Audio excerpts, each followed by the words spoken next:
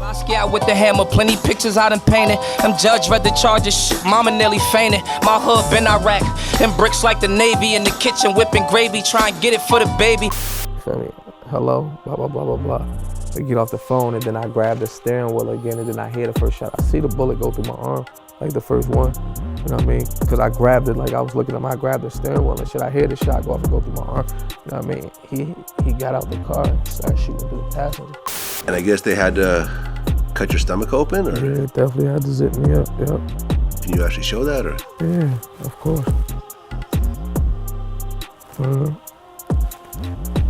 How many stitches? Like 37, some shit like that. In this spot right here, you feel me? I was parked in this spot, sitting at the light right here. Literally, I was the third car from the light, sitting right here. 5 bullets through here, you heard? You got a couple indicted. No, I didn't get anybody indicted. You got a couple. I didn't get a single person indicted. All right, rapper Sue Surf facing a judge today after being indicted in a federal racketeering case. Yeah, if convicted, he could be spending many years behind bars. Hey, yo, squad, what's the drill? Back with another video, man. Looks like another legend in hip-hop culture has been swooped up by the feds by that dreaded RICO, spreading like a legal disease. This time, battle rap legend Sue Surf got hemmed up, and it's looking like he potentially may be going away for a long time. Beating the attempted hit charge, survived being shot 5 times, and now a new enemy stands in front of him to try to overcome. His life has been a crazy ride. Is this where it ends? That's what we gonna find out. So without further ado, let's skip the play and get down to business.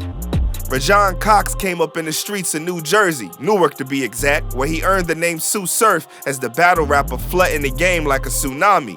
Grew up in New Jersey. Yeah, I'm from Newark. Newark, New Jersey. Yep. His future will become impacted by the streets that made him. Sue Surf's mind was tainted with trauma and PTSD from a young age when he saw someone's cap get peeled back. To this day, the image still lives rent-free in his head as one of the beginnings that led to the demons he fights daily. Nah, like when the shots started going off, everybody started running, you feel me? Like when you stop though, when you look like, once they stop, you feel me? And everybody look around and you like look back, you see a crowd of you feel me? I'm little as hell, you go look and shit, you like, you feel me, see it open, like. At that point, Sue Surf had to make a decision. Was it with the path that he wanted to follow, or turn back and go focus on school and being a law-abiding citizen? The answer he chose was to go neck deep in the trenches. By this time, he was already affiliated with the Rolling 60s Crips, putting in work and establishing himself as a savage in Newark. But after that moment, there's no turning back. That lifestyle came with a lot of losses that only pushed Sue Surf further down the dark path. One of the most important was the relationship with his friends, and worse yet, his moms and pops. You take a lot of losses with that shit, you lose relationships. That's the biggest thing, you feel me? Like, I feel like that shit put a strain on the relationship with me and my pops. Sue Surf started being alienated from his regular peers, and with his broken relationship with his pops, it only placed more strain in the little bond that they had. The streets became like a second home, and Sue Surf adapted to the habitat well. The problem was, he began making enemies both legally and illegally. It was the cops and the ops, and both would later impact his life heavily. Sure enough, one of them caught him lacking first. After graduating high school, the cops would apprehend Sue Surf on a gun charge at 18 years old. This led to a 3-year process becoming a free man. The first year in jail fighting the case, the second year out on bail, and the third year serving time in prison with seasoned criminals. You know what I mean? I'm fighting the charge, I bail out, I'm still going to court for the charge. Yeah. You feel me? Then I end up taking, all right, give me the 3 years. Got it. You know what I mean? So I end up pulling like 20 months off the, Okay. 20-something. You'd think the jail system would try to reform him, but instead, he was tossed around grown folks in that environment. Sue Surf was forced to grow up even quicker. That's another world, like it's grown men in there, you know what I mean? Like it's gladiator school in there, you know what I mean, type shit. And those are things like people like me, people where I'm from, like you grow up real fast, so they be like. What was even tougher on Sue Surf's mind was the fact that his shorty was pregnant with his daughter. Sue Surf would finally get to meet his baby at 3 months old when he was back out. Going through all that with the streets and fighting for his freedom and banging on the ops, trying not to get hit up by the ops, there was one silver lining somewhere in the background. It was rap. Sue Surf always wanted to rap. Since a kid, when his mom bought him a karaoke machine, he was just rapping everywhere. Nah, I've been rapping for forever. Like, my mom bought me a karaoke machine when I was 8. My 8th grade yearbook say rapper. Like, I never thought, I never had a job. I never thought I was gonna do nothing else. Like, I've always been the best rapper everywhere I went since I was forever. Cafeteria, jail, everywhere. Like, I never thought I was gonna do nothing else. He made his URL battle rap debut in 2010 against another talented lyricist, Young Ill. The battle happened when he was out on bail on the gun charge before accepting the 3-year deal and going back in to finish his final year. During that time, an old head behind bars put him on game about regretting wasting his talent while he was free and encouraged Sue Surf to take it more serious. At that point, that's exactly what he did, but he would still downplay the opportunities his talent could bring. Instead, him and his homies simply saw it as a light out of the darkness, something to take them away from the everyday grimy scene of the trap. Over time, the culture of battle rap changed and Sue Surf became a legend in that arena. His talent was unmatched and one of the elite. To date, his match with Hitman Holla goes down as one of the dopest battles in rap history, with views on YouTube racking up to 9 million and counting. I mean, do you think that Hitman Holla was your biggest battle? Yeah, today, number-wise and shit, of course. Your mother was at the game. Cardboard colors, fresh signs. My mother was in pain. You want to speak to the inmate? Press 9. It seems Sue Surf was up and out of here. He held respect in the battle rap community and was releasing music and earned him a life where his talent was making bread. Holding me down, you know what I mean? In a sense, almost like, not even almost, monetarily, it was like, it was enough where I could battle, and then I was doing enough in between musically, whether I had been touring with Joe Budden or my merch or, you know what I mean, mixtapes and stuff like that. From his touring with Slaughterhouse heavyweight Joe Budden to merch and his music projects, Sue Surf was finally tasting what that life could bring him. But in 2017, we saw what many thought would be his downfall. Sue Surf, in trying to stand 10 toes down for his peoples after his bro was shot, retaliated on an op and was arrested on an attempted hit charge. The attempted murder one.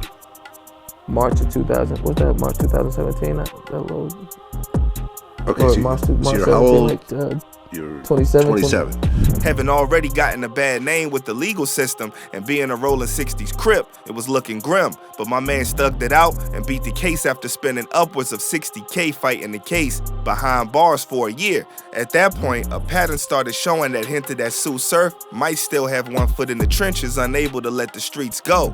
In a Vlad interview, he revealed that while he was fighting the attempted hit charge, he was already on bail for another gun possession case. Ultimately, how much money did you end up spending on your lawyer? Well, I was already on bail for a charge, so I was already on bail for a possession charge. You know what I mean? So I already had a lawyer fighting one case, so I went in and had to get another lawyer for this case. You know what I mean? So probably between them, like within that whole little 2.5 year span or something like that, like $55,000, $60,000. $60,000. But you know how it goes. Sometimes you gotta go through it another time to learn the lesson, and Sue Surf was beginning to get the picture. While in jail, it was like the foolery in his actions started getting through. Bro had the battle rap game in a chokehold and making bank as a solo artist too, but he threw it all away.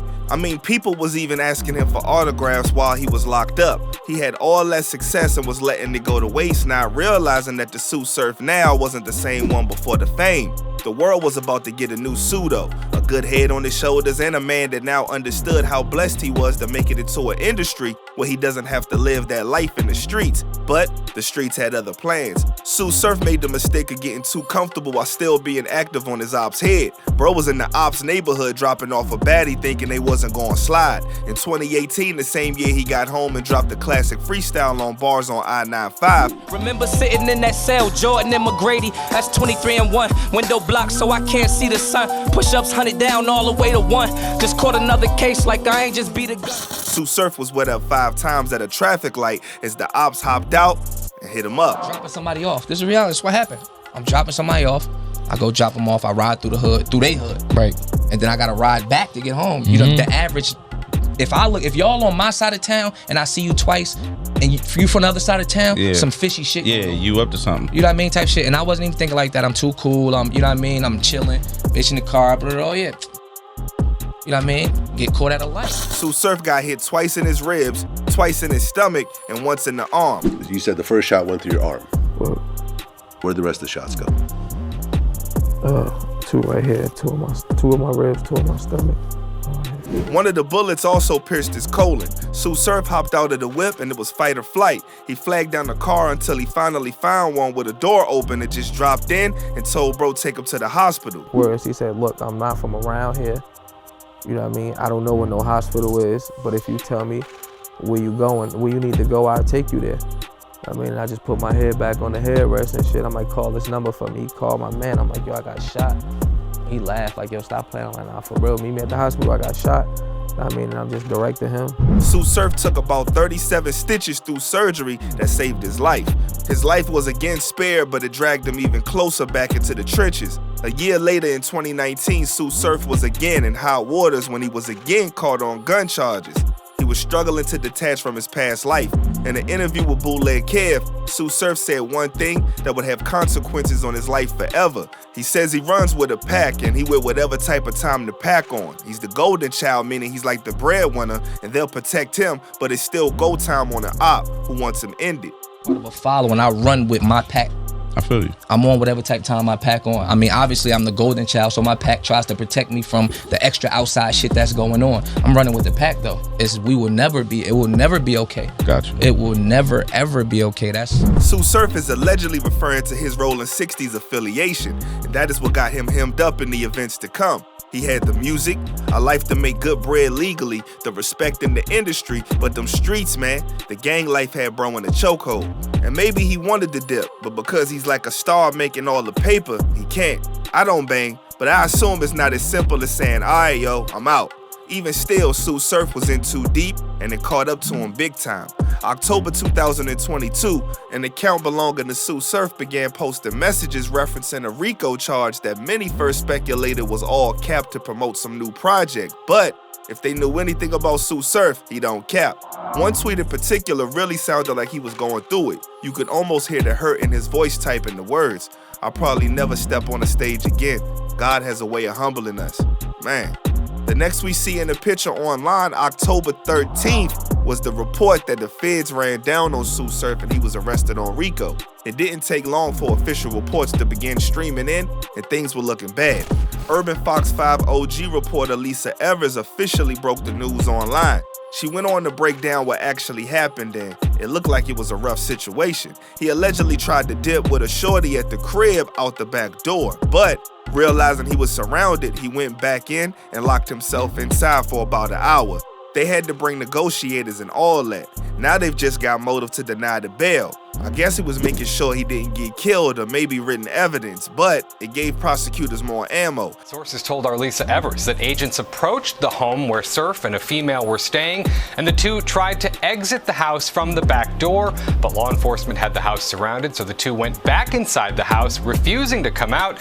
Negotiators were called in, and about an hour later, he surrendered. It turns out the feds weren't playing. Investigations reached back as far as 2015, where they built the RICO case on Sue Surf's gang, the New Jersey Rolling 60 Crips, and the indictment charges list crimes including hits, racketeering, illegal substances, and weapons offenses. Sue Surf was arrested along with 9 other alleged gang members. They got Sue Surf allegedly on Instagram directing members to go buy illegal substances, shooting at the ops, messaging about seizure of guns to other alleged gang members, discussing moving weight in the IG group chat, and the list goes on. Sue Surf was really still heavy in the field according to the 51-page unsealed indictment. The point of today's hearing was to lay out the charges against him. He was not required to enter a plea. Federal prosecutors are hitting him with 1 count of racketeering conspiracy. That faces a maximum penalty of 20 years in prison, and 1 count of possession of firearms and ammunition by a convicted felon. That carries a maximum penalty of 10 years. What's worse is that according to the criminal defense federal trial attorney Philip Hamilton, all these charges and evidence can still be added on. So Sue Surf is only at the beginning of this long fight to freedom, if it's even possible. What's certain is that he's staring down 20 plus years if he found guilty. Recently, not sure where he got his info from, but Flacco with No Jumper in a discussion about the case stated that Sue Surf is never coming home because his big homie is snitching on him. That case is crazy because There's already testifying. His big homie is testifying on him. It's crazy, bro. Yeah, man. You know, like Sue Surf big homie is cooperating. You feel me? Right? So, you know, he has no chance of beating this in my eyes. That was the fears of Lisa and Phillip, that most times dudes would turn rat to save themselves. So time will tell if it's true. In a breakdown by Sue Surf beforehand of how serious things were looking, he himself said to the interview host, "My reality is you might never see me on stage again. My reality is you might never see me on a stage ever again." Along with that, he seemed to have hinted at the snitch rumors to be true. Don't get tricked up thinking that because y'all Pampers got chains together that they won't drop a ball on you, drop no water, take them cigarettes like that. Got Big T, I ain't knew you all my life. I tell you what, I'm fighting with you. I would never tell on you. Sue Surf finally seemed to make it, but the streets is not only taking a toll on his mind, but the gang affiliation has possibly chained him to being a slave to the lifestyle, and now may have chained him to being a slave to the prison system. What more could be said, but hope the best for my brother Sue Surf, man. Hold your head. I'm out, y'all.